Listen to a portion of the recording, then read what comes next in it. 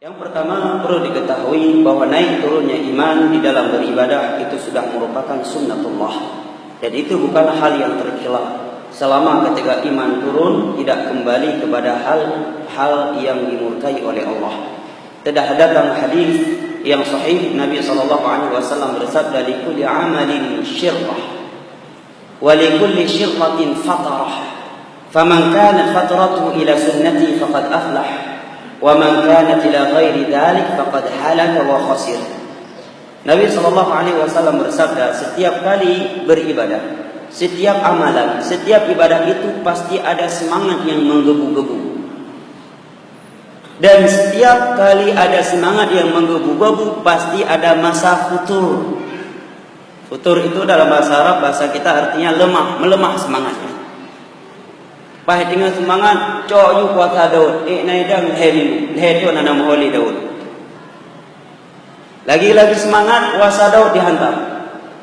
Akhirnya seumur hidup setelah itu nggak pernah lagi kuasa Daud. Ya, lagi semangat menghantam 3-4 juz dalam sehari. Maka kata Nabi SAW, setiap amalan itu memang ada semangat yang menggebu-gebu setiap kita memulai. Dan setiap semangat menggebu-gebu itu pasti ada masa fatara, futur, menurun semangatnya, lemah. Namun bimbingan Nabi, faman kana fataratu ila sunnati, barang siapa yang ketika futur udah familiar nggak dalam bahasa Indonesia? Futur udah ma'ruf ya? Enggak ya? Udah Indonesia belum? Berarti apa tepatnya bahasa Indonesia? Ketika lemah semangat ya. Ketika lemah semangatnya, dia beralih ke sunnahku yang lainnya. Lemah semangat baca Al-Quran hari ini, maka baca hadis-hadis Nabi. Sekali bersalawat kepada Nabi, Allah membalas sebanyak 10 kali. Bertambahin. Kurang semangat baca hadis, lari ke salat duha, lari ke salat sunnah mutlak, ke pengajian, mendengar audio-audio ilmiah yang menambahkan wawasan Islamiyah diniyah, membaca artikel-artikel. Maka kata Nabi, barang siapa yang ketika imannya turun, dia pindah ke sunnahku yang lainnya, lemah dari puasa, lari ke salat, maka aflah, maka dia akan terjaga. Dia akan terjaga, akan bahagia. Akan tetapi barang siapa yang ketika terjadi futur, turun imannya, lari ke lain sunnahku, artinya lari dari garis yang dicintai oleh Allah, maka pasti dia akan binasa. Ketika semangat di dalam masjid, ketika enggak semangat selalu ngorong kopi, nongkrong, enggak sholat jamaah lagi. Ini keliru. Ketika ditanya, Ustaz lagi turun imannya Ustaz. Betul, turun iman bukan berarti langsung diturunkan seperti irigasi yang dilepaskan. Tetapi jaga selama tidak meninggalkan hal-hal yang wajib, tidak tercela. Tapi kalau iman turun, kita biarkan diri kita meninggalkan hal-hal yang wajib, ini sudah tercela. Dan iman naik turun itu menimpa seluruh manusia, para nabi dan para rasul. Hanya saja itu tadi kaidah, itu secara umum. Yang kedua, agar iman ini selalu naik, maka Al-Quran adalah sebaik-baik, apa kalau boleh dibahasakan, charger ya, untuk ngecas iman ini agar kembali terisi. Kata Ali bin Abi Thalib radhiyallahu anhu, "Iqra'ul Qur'an fa inna fihi 'ilmal awwalin wal akhirin." Bacalah oleh kalian Al-Quran, karena di dalam Al-Quran itu ada pengetahuan tentang orang-orang terdahulu dan orang-orang yang datang belakangan sampai hari kiamat. Ketika kita membaca Al-Quran, bagaimana kehebatan Fir'aun, kekuasaan dia, kekejaman dia, sampai-sampai Nabi Musa harus lari kalau bertemu dengan Fir'aun. Padahal Nabi Musa diberikan mukjizat oleh Allah, fawakazahu Musa faqadha alaih. Sekali tampar orang langsung meninggal orang itu. Tapi berhadapan dengan Fir'aun, beliau harus lari. Tetapi Fir'aun Allah tenggelamkan di dalam laut. Ini menghilangkan sifat sombong dari hati kita. Kemudian bagaimana kuatnya Jamrud, raja yang paling bengis, yang paling kejam dan paling kuat di dunia di masa Nabi Ibrahim. Allah matikan dengan seekor apa ya Pak? Onta? Sapi? Bukan, dengan seekor lalat yang masuk ke dalam hidungnya, tidak mampu dia cegah. Ini menghilangkan juga sifat sombong dari hati kita. Ketika kita membaca cerita Qarun yang Allah katakan inna Qaruna kana min qaumi Musa fabagha alaihi wa inna mafatihahu latanu bil usbati ulil quwwah إذ قال له قوم لا تفرح إن الله لا يحب الفارحين وابتغي فيما آتاك الله دار الآخرة ولا تنس نصيبك من الدنيا وأحسن كما أحسن الله إليك ولا تبغي الفساد في الأرض إن الله لا يحب الفساد. Maka kita sadar bahwa kekayaan bukanlah segala-galanya. Ini Qarun, kekayaannya Allah katakan kunci harta dia hanya mampu diangkat oleh ulul usbah. Ulul usbah itu ada yang menafsirkan 9 orang terkuat di dunia di masa itu. Ada yang menyatakan 40 orang terkuat di dunia. Ini baru kuncinya. Kunci harta. Mungkin nasawaji. Mungkin kalau dia punya idogres satunya 500 juta. Dari 10 jari jemarinya, mungkin setiap idogresnya harganya 1 miliar. Bos Facebook, bos Twitter, Belgium, kita kumpulkan seluruh orang-orang terkaya di dunia. Itu belum menyamai 1% kekayaan Qarun. Apa yang terjadi pada Qarun?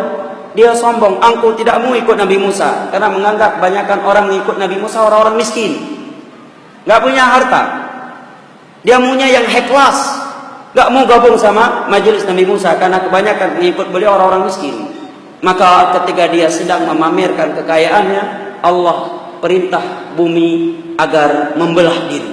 Maka Allah menyatakan fakhasafna bihi wa bidarihil ardh. Maka bumi pun menelan Qarun hidup-hidup bersama istananya. Hanya dia dan istananya. Padahal dalam ayat itu disebutkan Qarun sedang memamerkan perhiasannya. Masyarakatnya sedang nonton. Tetapi begitu terjadi gempa, hanya gempa lokal yang ditelan oleh bumi hidup-hidup, hanya Qarun dan bersama istananya. Secara logika nggak masuk akal. Kok bisa di kesekerumunan manusia terjadi gempa bumi yang ditelan oleh bumi hanya satu orang? Dan hanya istana Qarun. Padahal dalam istananya ada anak-anak buahnya, pembantu-pembantunya. Kalau Allah sudah berkehendak, maka ini pun menghilangkan sifat angkuh dan congkak dengan dunia yang kita miliki. Bahwa dunia bukan segala-galanya. Kemudian kita membaca Al-Quran, ayat-ayat yang akan menyebutkan tentang syurga dan neraka, tentang alam barzakh, membuat kita jadi sadar bahwa perjalanan kita masih sangat panjang. Ketika kita membaca ayat Allah wa inna yawman 'inda rabbika ka'alfi sanatin mimma ta'udun, bahwa satu hari di hari kiamat itu seperti 1000 tahun di dunia ini. Rupanya kehidupan di dunia kita ini tidak lebih dari 1,5 jam. Karena umur mayoritas umat Nabi itu dari 60 hingga 70 tahun. Wa qalilum man jawaza dzalik. Sangat sedikit yang umurnya lewat dari itu. Berarti kalau kita kalkulasikan 60 hingga 70 tahun, sedangkan satu hari di hari kiamat paling pendek ya seperti 1000 tahun, kemudian kita bagikan dengan umur umat Islam ini yang mayoritasnya 60 hingga 70 tahun, berarti kehidupan kita di dunia tidak lebih dari 1,5 jam. Kita kalau ada yang berkata, Bapak ada kesempatan 1,5 jam sebelum dipenjara dan sebelum KPK turun, apa yang kita buat? Akan kita kumpulkan segala bekal agar pas KPK turun berkasnya hilang. Dan yang semisalnya. Lalu Allah menyatakan hidup kalian di dalam Al-Quran 1,5 jam dengan bahasa yang tersirat tentunya. 1,5 jam. Dan kita akan membawa bekal yang kita persiapkan selama 1,5 jam untuk kehidupan yang selama-lamanya, yang tidak ada ujungnya. Kira-kira bisa buat apa kita? Berhak nggak dapat surga Allah? Mampu nggak mengumpulkan amalan yang dengannya kita membuka surga Allah? Waktunya hanya 1,5 jam. Bekal yang kita kumpulkan untuk 1,5 jam itu akan kita pakai lebih dari untuk 1 juta tahun, 1 miliar tahun, 1 triliun tahun, bahkan tidak ada ujungnya. Maka ini membuat hati kita akan selalu waspada, akan selalu takut kepada Allah Jalla wa'ala. Kemudian kiat yang lainnya adalah menjaga pergaulan. Hadis-hadis dan ayat-ayat yang menerangkan kepada kita pengaruhnya pergaulan itu sangatlah banyak, dan saya kira sudah tidak asing lagi di sisi kebanyakan kita. Oleh karena itu dalam pepatah Arab dikatakan as-sahib sahib, yang namanya teman duduk itu menyambar. Kata dia begitu dalam masjid, cinta kepada akhirat luar biasa. Merasa cukup sudah dengan kendaraan yang sudah ada, dengan rumah yang sudah ada. Begitu ngopi bareng sama si fulan, ala kang berenyo tak perlu pajeru tak bodoh. Enggak puas dengan dunia. Kenapa? Pengaruh teman tadi. Maka as-sahib sahib, sahabat teman duduk itu dapat menyambar. Al-Imam Ibn Qayyim membagikan manusia di dunia ini terbagi menjadi 3. Kata beliau, sebagian manusia itu udah ada. Yang terakhir ya. Kata beliau, sebagian manusia, model manusia yang pertama itu seperti racun. Kamu dekati hancur duniamu, hancur akhirat. Yang kedua, dia seperti obat. Kamu membutuhnya hanya ketika sakit, yaitu orang-orang yang kamu bisa bergaul dengannya hanya dalam urusan dunia, jangan lebih dari itu. Yang ketiga, seperti gizi buat tubuh, yaitu orang-orang yang berilmu dan orang-orang saleh. Kamu selalu membutuhkan mereka untuk kebaikan dunia dan akhirat.